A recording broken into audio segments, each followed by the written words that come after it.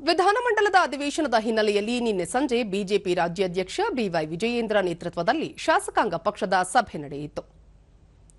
ಸಭೆಯಲ್ಲಿ ಪ್ರತಿಪಕ್ಷದ ನಾಯಕರಾದ ಆರ್ ಅಶೋಕ, ಛಲವಾದಿ ನಾರಾಯಣಸ್ವಾಮಿ ಸೇರಿದಂತೆ ವಿಧಾನಸಭೆ ಮತ್ತು ವಿಧಾನ ಪರಿಷತ್ತಿನ ಪಕ್ಷದ ಸದಸ್ಯರು ಹಾಜರಿದ್ದರು.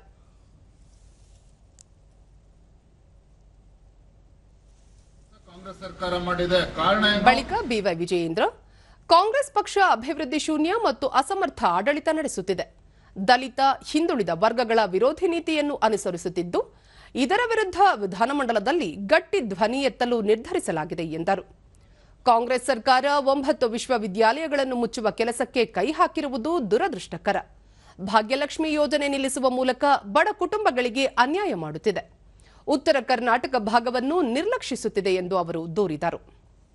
ಇವತ್ತು ಉತ್ತರ ಕರ್ನಾಟಕಕ್ಕೆ ಅನ್ಯಾಯ ಮಾಡಿಕೊಟ್ಟಿದೆ ಕಾಂಗ್ರೆಸ್ ಸರ್ಕಾರ. ಅಲ್ಲಿ ಯೂನಿವರ್ಸಿಟಿನ ಮುಚ್ಚಾಕಿ ಅಲ್ಲಿರ್ತಕ್ಕಂಥ ಎಲ್ಲ ಶಿಕ್ಷಣ ಸಂಸ್ಥೆಗಳನ್ನು ಇಲ್ಲಿ ತರ್ತಕ್ಕಂಥದ್ದು. ಅಂದ್ರೆ ಉತ್ತರ ಕರ್ನಾಟಕಕ್ಕೂ ಕೂಡ ಅನ್ಯಾಯ ನಿರಂತರವಾಗಿ ಕಾಂಗ್ರೆಸ್ ಸರ್ಕಾರ ಮಾಡ್ಕೊಂಡು ಬರ್ತಾ ಇದೆ. ಇವತ್ತು ಈ ರೀತಿ ವಿಶ್ವವಿದ್ಯಾನಿಲಯಗಳನ್ನ ಮುಚ್ಚಾಕ್ತಕ್ಕಂಥ ಮೂಲಕ ಇವತ್ತು ಬಡ ವಿದ್ಯಾರ್ಥಿಗಳೇನಿದ್ದಾರೆ ಅವ್ರಿಗೂ ಕೂಡ ಅನ್ಯಾಯ ಮಾಡ್ತಾ ಇದೆ. ಆರ್ ಅಶೋಕ, ಅಧಿವೇಶನದಲ್ಲಿ ಎಲ್ಲ ಶಾಸಕರು ಹಾಜರಿದ್ದು ಸರ್ಕಾರದ ವೈಫಲ್ಯಗಳನ್ನು ಎತ್ತಿ ಹಿಡಿದು ನಾಡಿನ ನಾಗರಿಕರಿಗೆ ನ್ಯಾಯ ಒದಗಿಸುವ ಕೆಲಸ ಮಾಡಲಿದ್ದೇವೆ ಎಂದು ತಿಳಿಸಿದರು.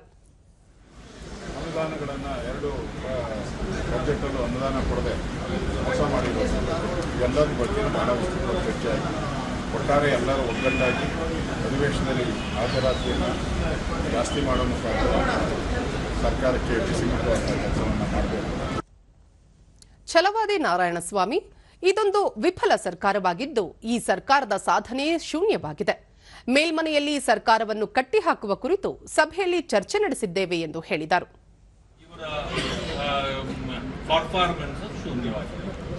ಈ ಕಾರಣದಿಂದ ನಾವು ಮೇಲ್ಮನೆಯಲ್ಲಿ ಇದನ್ನ ಯಾವ ರೀತಿ ತೆಗೆದುಕೊಳ್ಳಬೇಕು, ಕಟ್ಟಿ ಹಾಕಬೇಕು ಅನ್ನೋದನ್ನ ಇವತ್ತು ಸದಸ್ಯರುಗಳ ನೇತೃತ್ವದಲ್ಲಿ ಸೇರಿಸಿ